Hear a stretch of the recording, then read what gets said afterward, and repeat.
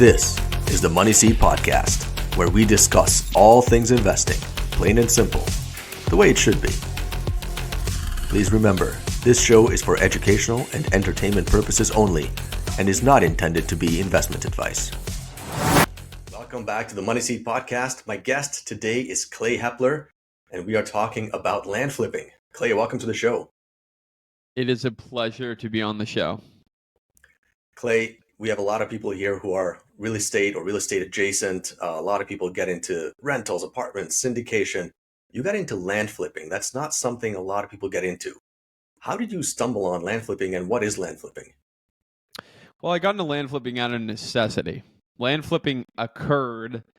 It was started when I got a phone call from my wife a couple of years ago, the day before Thanksgiving.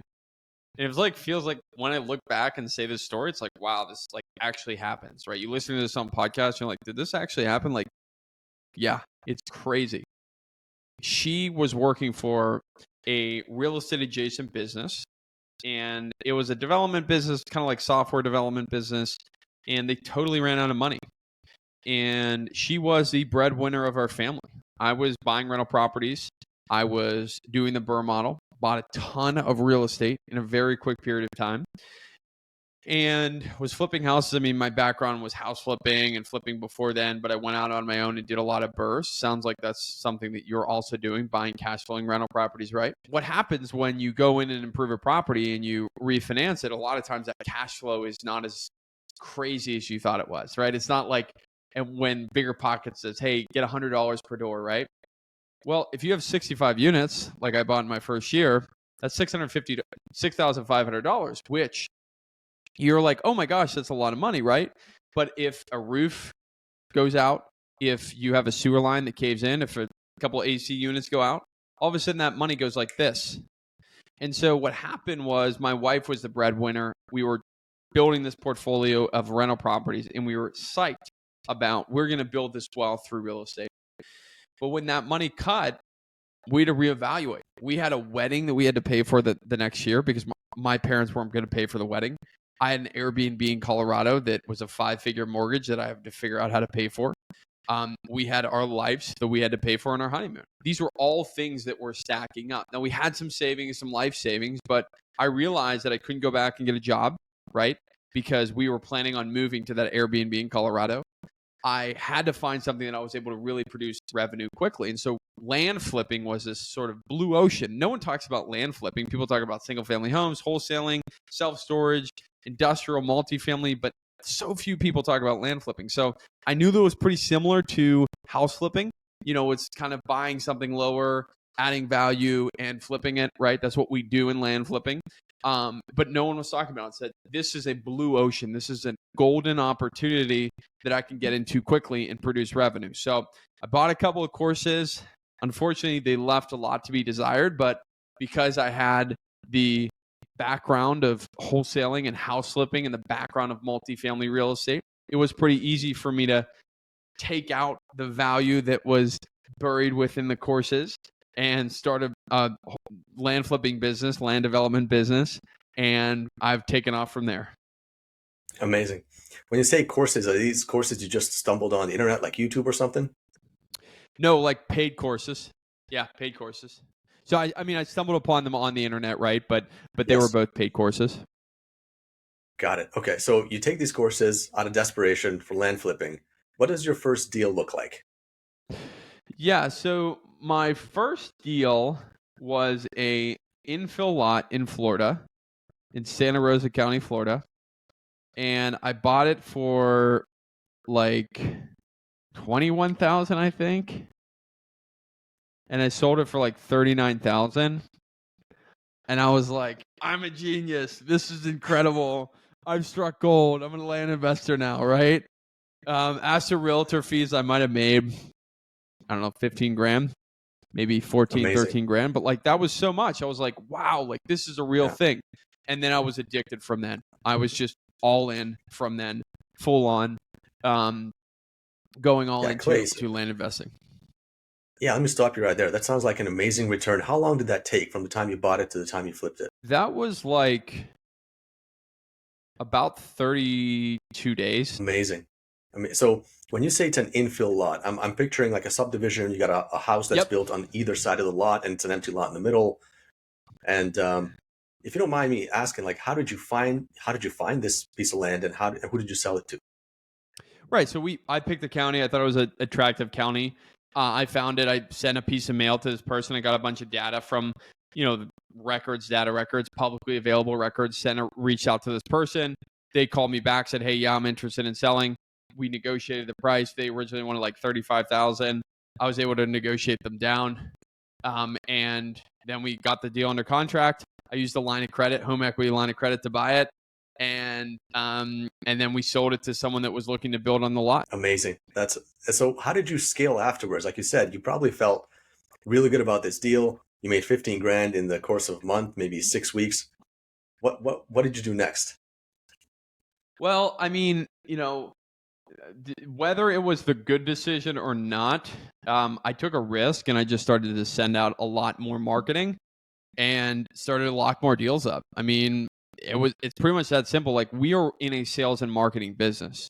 It's like, we're not reinventing the wheel. We're not building a new software product.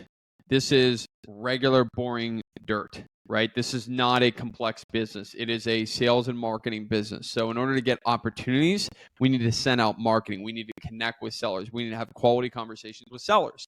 And so I knew in order to do that, I had to send out marketing. I had to reach out to them. And so when I got that money, I still had a little bit more money left. I just kept sending out mail, kept building out the processes. Every month when we would get a deal or get 2 deals or get 3 deals or 4 deals, we would just reinvest in the business and have the whole lot out of the business. And early on in the process, I got a couple of really good deals that set me up to be able to pay for these big events, right? Pay for my wedding, pay for my life, pay for the floating of the Airbnb. We were like, some months we were paying for it, in other months, like in the spring season in Colorado, they call it the mud season, which is between the ski season and the summer when they're guests. And so the mud season, pay for that time period between the April, May, March, those times of the year. So paying that mortgage, I mean, it was tough, man. Especially when you're starting a business, you want to try to keep as much as the profits in the business as possible in order to scale it, right? And so early on, I had to pull out a lot of the profits from the business just to live, right? I had savings, of course. Like, it wasn't like I had no savings, but it was skinny. I mean, we lived really, really skinny, but had some good deals that panned out. And thankfully, my background in sales and marketing, I was really able to close more closable deals than probably another person was able to. And so I was able to quickly scale that business in the first half of the year. Amazing. Out of curiosity, how many years ago was that, the first deal in Florida? That was 2023. So that was wow. Okay, that was just last year. Yeah, that was just last year. And so how many of these land deals are you doing nowadays per month, let's say? Well, we've shifted to larger types of deals, but I mean, we're hitting multiple 6 figures of profit per month consistently, and in flipping land, subdividing land, developing. So that's, for example, we got a deal under contract today. It's 19 acres. We're buying it for $100,000. We're going to go in there and cut it up, subdivide it up, and prep it for selling it as kind of build ready lots. And we're going to sell it for $230,000. Amazing. So dude, that's incredible. That's an example of a type of deal that we will do because of the expertise that I have now. We're able to consistently and predictably do that. But we were originally going to do it like flip it and wholesale it. And then, I looked at it again. We had ample road frontage. We had all the attributes that would equal a good subdivide opportunity. And it became a no-brainer to do that. And so what we'll probably do is we'll probably sell maybe 50, 60% of it, sell the $100,000 that we used to buy it, and a little bit above that. So we take a little bit of profit off the table. Then I'll probably owner finance maybe the last $100,000. So I can get cash flow, get an interest rate on this owner financing, and I'll get cash flow for 5 to 10 years without having to deal with tenants, termites, toilets, any of that stuff. And it's much more tax efficient. So we'll get money out of it. We'll still make money, and we'll also build a passive income, a truly passive income stream through selling these lots. So we love to do that when we do these subdivisions, and there's a lot of ways to skin the cat. And then when you do that, all your money's out of the deal, plus you're cash flowing. And so your returns just get absolutely crazy. And that's a real quick way to build quick passive cash flow, and also, make a lot of money and take a lot of money off the table to build an active income that's multiple six figures. Yeah, I mean, honestly, like, kudos to you. I mean, that's incredible that you were able to scale like that in just a year and a half, from your first, $20,000 lot in Florida to what you're doing now. It's absolutely incredible. I love your system too. How it sounds like you sell enough of the land to get your cash out, so your initial investment is out with a little bit of extra for yourself, and then you owner finance the rest, so that you're collecting that money plus interest over a long period of time.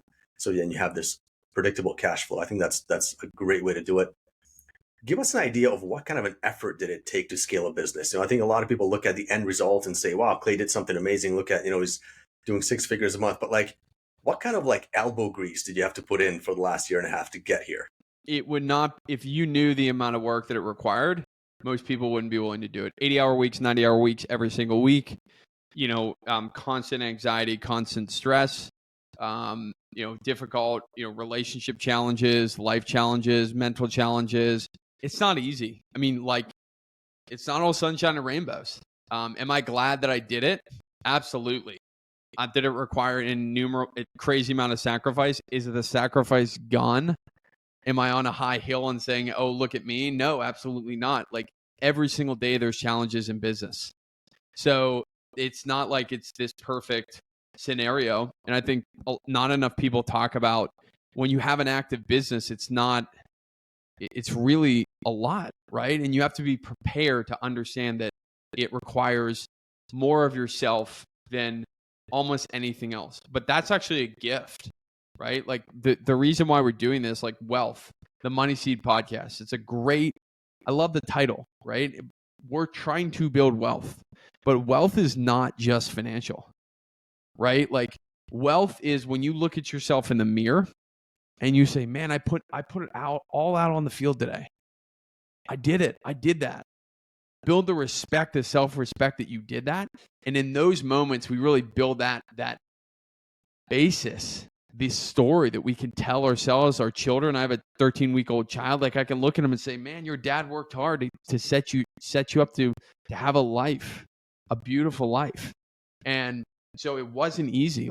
None of this is easy. Do I think that land is the least competitive, most undiscovered niche in real estate that has the greatest opportunities now? Absolutely.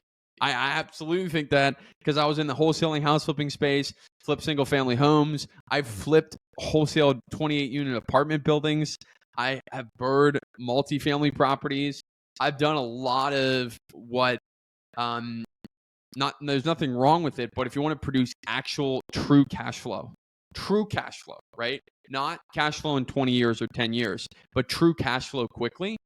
Building an active business is, in my opinion, the only way to truly do that. I noticed your website is called heplerlandholdings.com. And when someone visits the website, they see that you have a 24-hour evaluation period.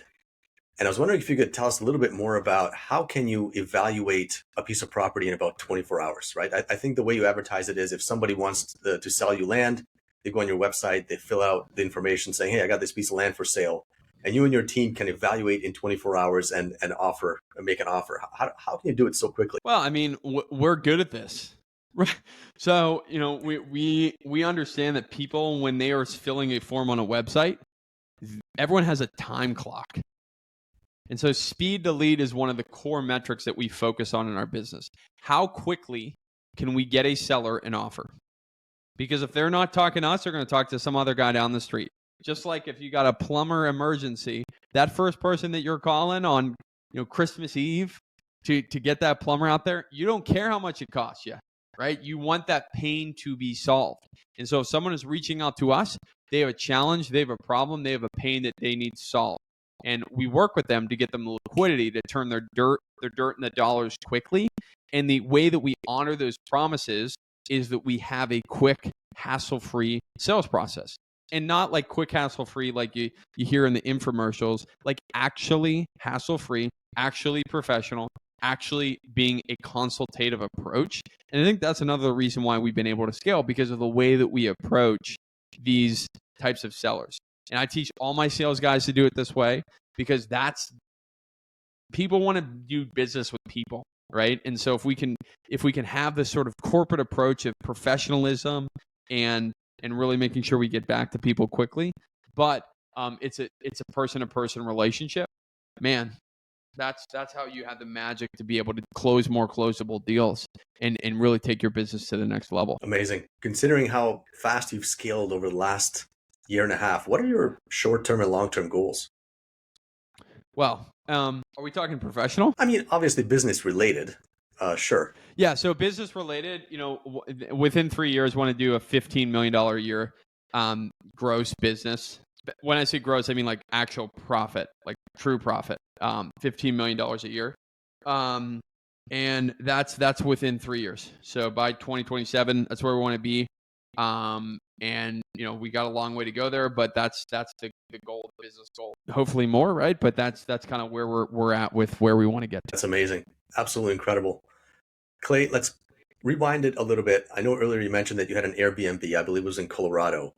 And I think it's an interesting story because it shows that not everything is, rainbows and butterflies. Sometimes life throws a curveball at you.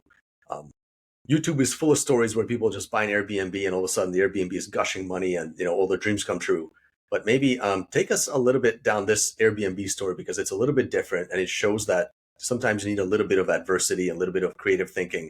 And sometimes it's not always, as easy and profitable as the brochures tell you. Dude, I think that a lot of times the people that say that are just not being honest, or they bought it before the Airbnb market got really competitive. Airbnb is a business. It's the hospitality business. It's real estate plus hospitality.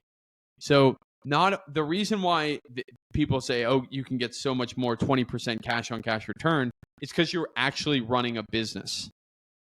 So it's not like when you have a real estate, like a single family home, let's compare a single family home to an Airbnb, right? Short-term rental versus long-term rental. Of course, you will get calls for maintenance requests, but the frequency of maintenance is much less than in an Airbnb. There's also a frequency of someone coming in your house all the time. And so the wear and tear is greater, and you also have to clean it. And so it's so much more difficult, right? It's really hands-on management. And people have such high expectations. And so you have to understand that you need to curate an experience for the person that is commensurate with their expectations. And so if you have a big house, which I did, and it's, an expensive nightly rate, if it's not perfect, if everything is not absolutely perfect, they leave bad reviews, they request refunds, it gets really, really difficult. And so, to be fair, when I bought this Airbnb, like I felt that I bought it out of an emotional decision. It wasn't purely investment related, which I think if I were to go back, it would have been I would have approached it differently. It was more of an emotional decision than an investment decision. And from an investment perspective, it was just good enough, right? Just good enough. And so I think that when you're buying any type of asset, like you want to make sure that it's a non-emotional decision. That's really the core mistake that I made. But it really turned into a nightmare, right? It was a remote Airbnb, 5,000 plus square feet in the Rocky Mountains in Grand Lake, Colorado. Massive, massive house with electric heat, because a lot of those places up there have electric heat. $1,200 a month, $1,500 a month in the winter. Hot tub, everything that older house, just massive square footage. And so, all these things add up, right? When we assess an investment, we especially when we're early on and an immature investor, we just think about the ROI. We just think about the return on our investment, the cash flow.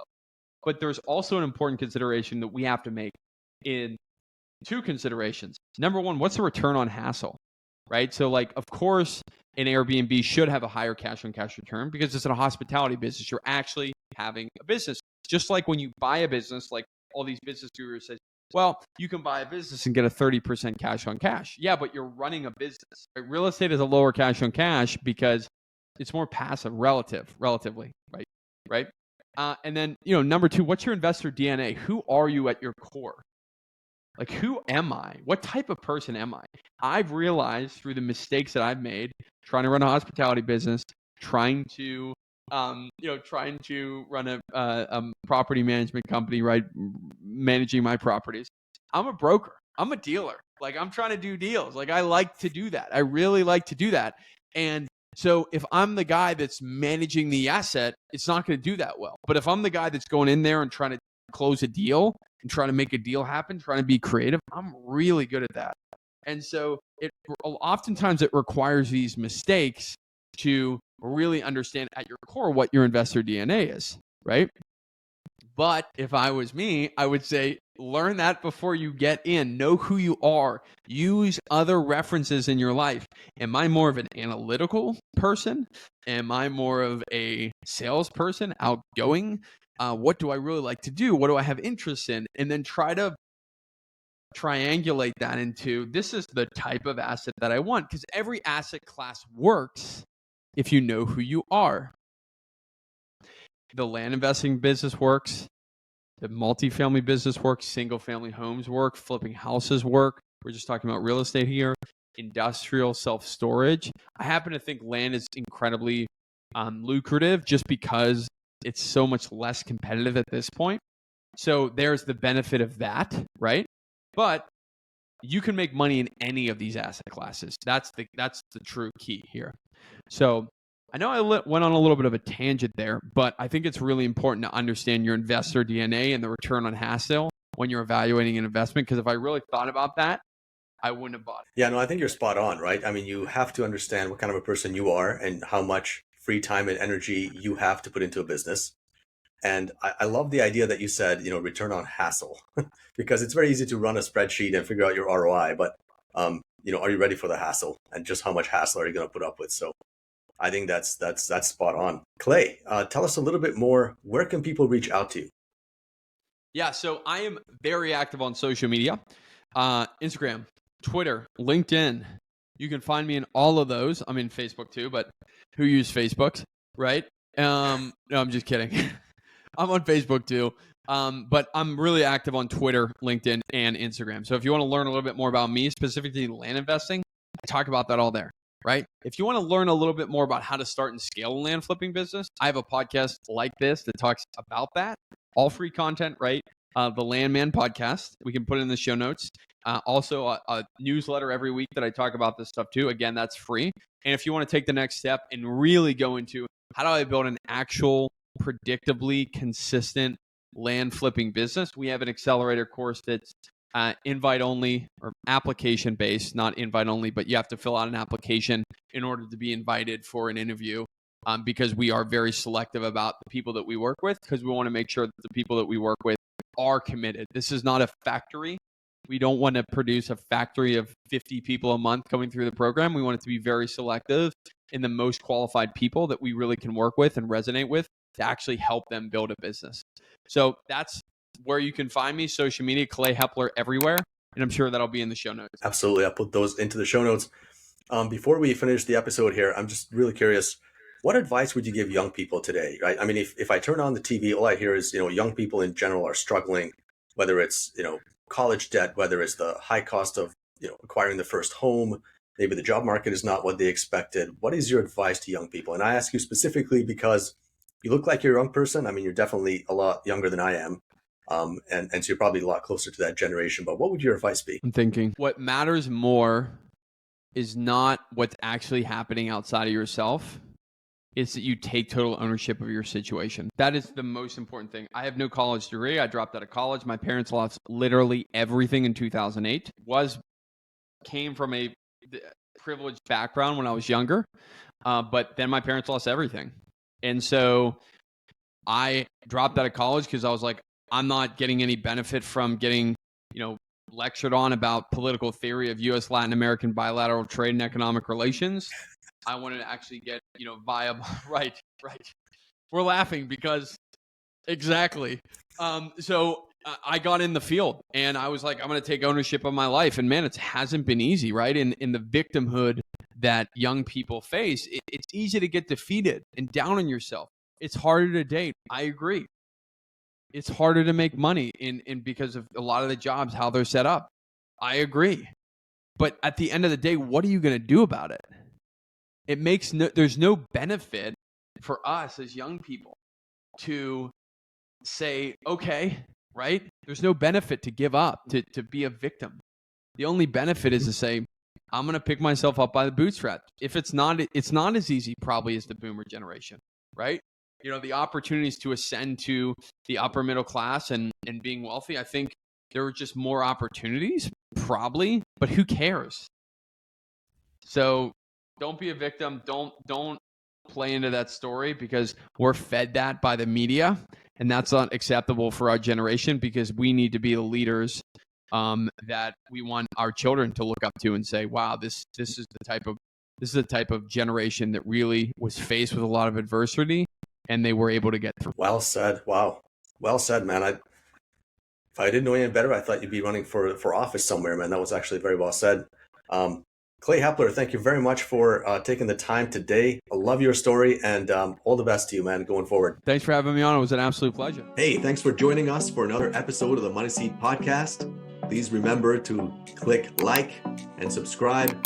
It really helps spread the message to other investors and it helps attract new viewers to the show. We appreciate your support. Thanks very much.